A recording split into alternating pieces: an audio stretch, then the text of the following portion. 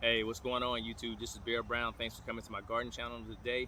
And in today's video, I'm trying to grow a square watermelon. Yes, indeed. I'm going to try to grow a square watermelon. And I tried to do this video yesterday, but it was so hot. My camera kept cutting off because of how hot it was. So I'm trying to do this early in the morning. So hopefully everything works, I get it done. All right, now, first, I did a little bit of research. This project was created and founded in Japan. All right, so they wanted to come up with a way to grow a square watermelon, and for a couple different reasons. And one of the reasons is just for decoration, use it as ornamental. Now, and what I'm doing it for is I'm growing it to see if I can do it, but it's not gonna be for ornamental because once it happens, you better believe it, I'm gonna eat it.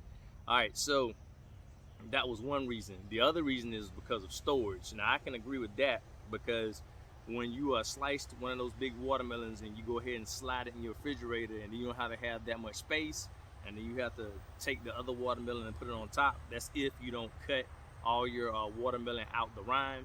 So I can understand that. That's why I haven't cut my watermelon yet, because I got too much space inside my I got too much space that's been taken up by my food, so I gotta wait.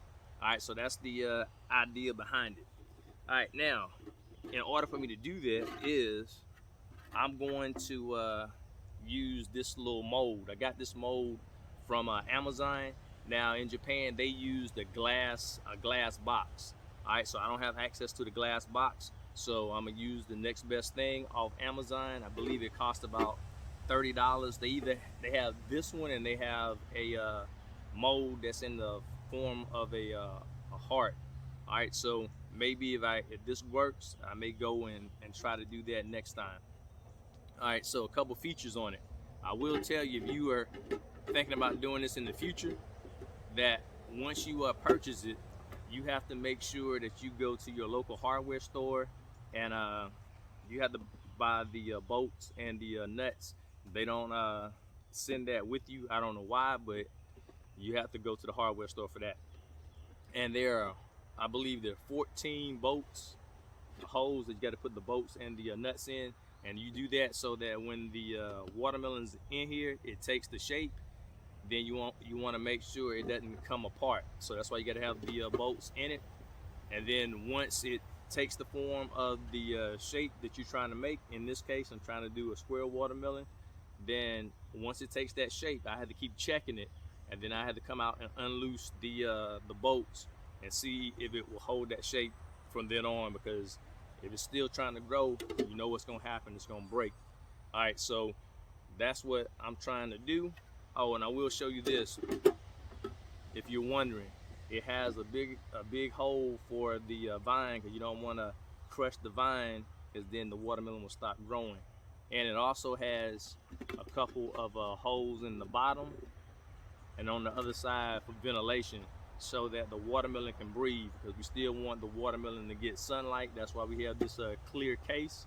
And let me show you the screws. I was trying to figure out the screws that I was going to use, and the nuts. All right, so I got the ones where I can just screw it with my hand and twist it, because I didn't want to have to worry about dealing with the screwdriver. So these are the wing nuts right here, if you can see that. All right, so I felt that to be the best bet and the easiest route to go.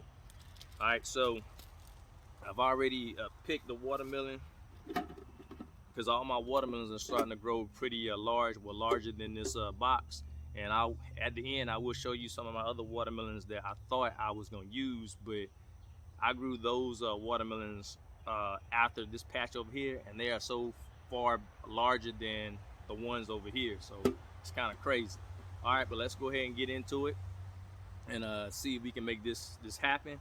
And let me know in the comments if you've ever seen the square watermelon, or if you would like to try it. Or you can just wait and see how it turns out in my growing season, and see if it's something you may want to do. Oh, and by the way, I don't know if I said this, but in Japan they're selling these watermelons for like $200. All right, and so out of the entire population, there's only going to be about 200 people that are going to actually get a square watermelon. So the chances of you getting a square watermelon, you're probably safest to go ahead and grow your own, or it's going to cost a lot. Now, I'm not trying to sell watermelons for $100, $200, but I'm just trying to see if I can get it done, and then I'll see what I'll do a little later. All right, so here we go. I'm gonna take you down so we can see how it goes down. All right, let me go ahead and get this in.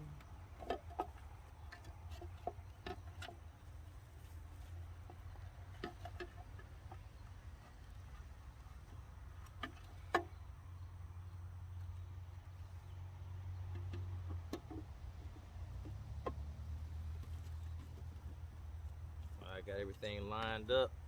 So let me go ahead and get these bolts in.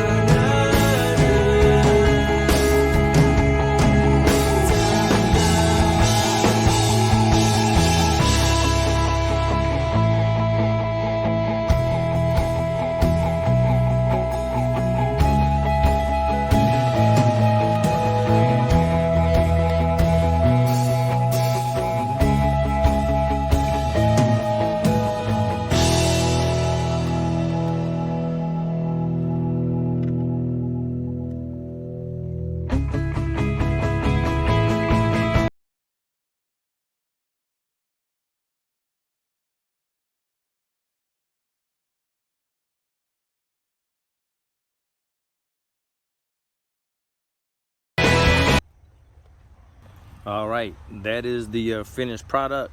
Now I will tell you that I have to go back and get some more nuts for the side, because the wing nuts for that angle is entirely too close, so I can't turn it. So I got these locked down, and I'll go and I'll check and see if I got some other nuts that I was just gonna have to lightly use the screwdriver just to fill this side up. But that's how the watermelon is going to look. It's going to stay inside this enclosure until it fills the shape.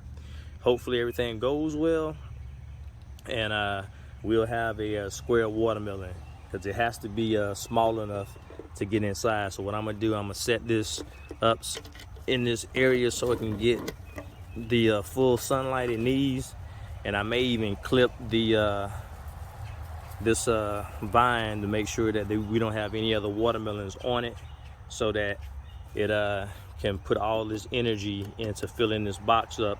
And then I have to keep coming out and checking it out to make sure that it does not burst. But I do have to go back to the store and get some more nuts for these bolts, and then we'll be good to go.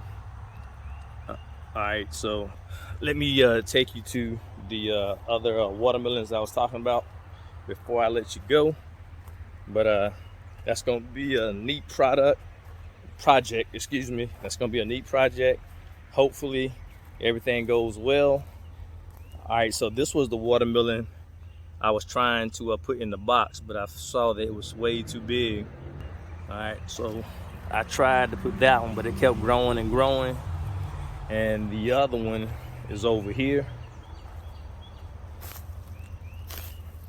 It's getting massive. So this might be able to eclipse my 38-pound watermelon, because I grew it over in this area. So I said, well, hey, let me try to do it again. All right, so let me know what you think about the square watermelon, if you've ever seen it before, and if you think you would like to try to grow a square watermelon. All right, so this is another way that I'm having a lot of fun in my garden, as well as challenging myself.